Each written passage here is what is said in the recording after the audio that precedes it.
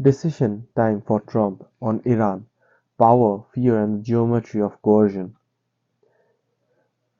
History rarely announces itself politely. It arrives when systems strain, when violence spills beyond borders, and when leaders are forced to choose between action that risks catastrophe and inaction that guarantees decay. The current confrontation between the United States and Iran sits precisely at that intersection. At its center stands Donald Trump, a president whose political instincts are shaped less by doctrine and more by dominance, reputation, and transaction.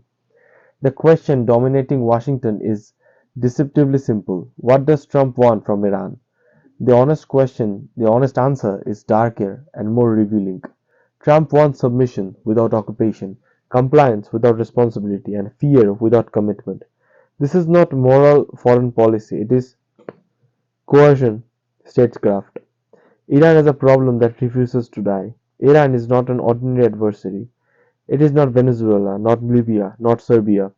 The Islamic Republic is a revolutionary state that survived war, sanctions, assassinations, internal upsprings, and 4 decades of isolation. Its leadership is paranoid because paranoia has kept it alive. The current protest and the brutal crackdown that followed have reopened a familiar fantasy in Western capitals that Iran stands on the brink of collapse.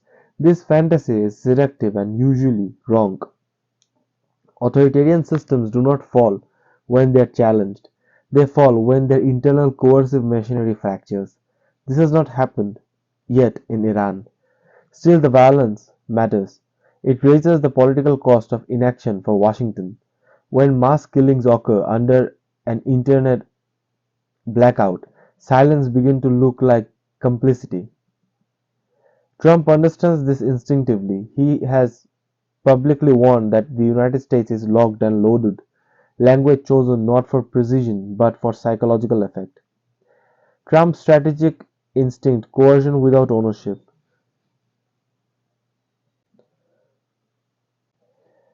Trump's foreign policy has never been ideological. It, he doesn't export democracy, he exports pressure. His worldwide view is transactional. States respond to pain, not persuasion. In his context, Iran is not a moral challenge, it's a control problem. Trump doesn't want a prolonged war, a nation building project, a repeat of Iraq or Afghanistan.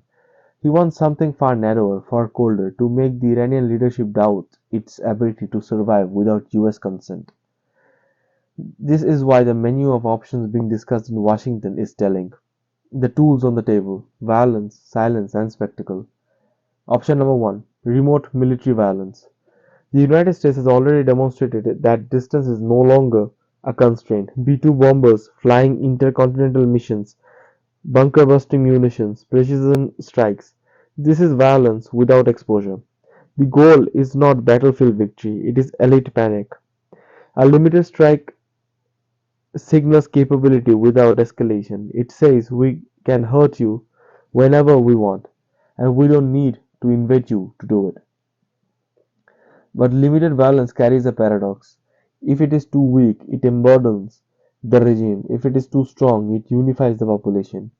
Power is not about magnitude, it's about calibration. Option number two: covert war. Cyber operations, command disputes, psychological warfare. These are ideal Trump tools. They are deniable, invisible, and politically cheap. They weaken regimes without producing martyrs. But covert tools are slow. Protesters die quickly. Media cycles turn faster than cyber campaigns. Diplomacy under threat. Despite the rhetoric, Trump's diplomacy hasn't disappeared.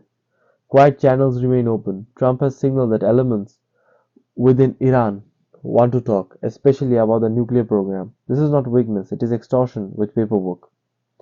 Yet diplomacy during mass repression carries reputational risks. It can demoralize protesters and signal that brutality works, the ghost of 1980s. Why boots on the ground are impossible. Trump's public reference to Jimmy Carter's failed hostage rescue mission are not accidental. They reveal a deep awareness of American political trauma. Iran is where US presidents go to be humiliated. Ground operations are therefore off the table. The American public tolerates distant violence. It doesn't tolerate body bags returning from deserts with no victory in sight. Trump understands this with brutal clarity. He doesn't gamble his presidency on heroics. What Trump actually wants: behavioral change, not regime change. Despite calls from exiles and hawks, Trump's objective is not the collapse of the Islamic regime. Regime change is messy, unpredictable, and creates power vacuum that America ends up managing. What Trump wants is simpler: constraint on Iran's nuclear trajectory, reduced internal repression, or at least less visible repression, strategic quiet across the region. In exchange, he can offer sanctions relief, legitimacy, or simply non-interference. This is not idealism, this is authoritarian bargaining. Internal fractures in Washington: the administration is not unified. Figures like J.D. Vance argue that diplomacy should come first. Others want that delay makes America look weak and abandon protesters to slaughter. This tension is not philosophical, it is tactical. Everyone agrees that Iran must get pressured. The disagreement is not over sequence: strike first then talk, talk first then strike. In coercive diplomacy, order is everything. The risk of backfire. Nationalism as armor. Iran's leadership has one powerful defense: nationalism. Foreign attacks, especially symbolic ones, can unify fragmented societies. A regime that looks illegitimate internally can suddenly appear as a defender of sovereignty. This is the central danger of one off strike. It may legitimize repression, fracture the protest movement, reinforce the regime's narrative of external conspiracy. Power that doesn't change intensives is wasted power. The mirage of exile leadership. Figures like Shah Reza Pahlavi promise easy outcomes, intervene, collapse follows, freedom emerges. History shows otherwise. Revolutions imposed from outside rarely produce stability. They produce chaos, followed by new tyrants. Washington listens politely and ignores quietly. The deeper truth: this is about credibility. At the core, this crisis is not about Iran, it's about American credibility in a multipolar world. If the US threatens and does nothing, deterrence erodes. If it strikes recklessly, it exposes its limits. Trump's instinct is to preserve fear asymmetry, to ensure adversaries fear US action more than Americans fear consequences. That is why delay itself is a weapon. Uncertainty is pressure. Waiting keeps Tehran guessing, forcing internal paranoia and preventing strategic planning. Conclusion: power is not clean, and control is never free. Trump's Iran dilemma is no righteous solution, has no righteous solution. Every other spills blood somewhere, every delay kills someone quietly. This is not a morality play, it is a statecraft in a violent system.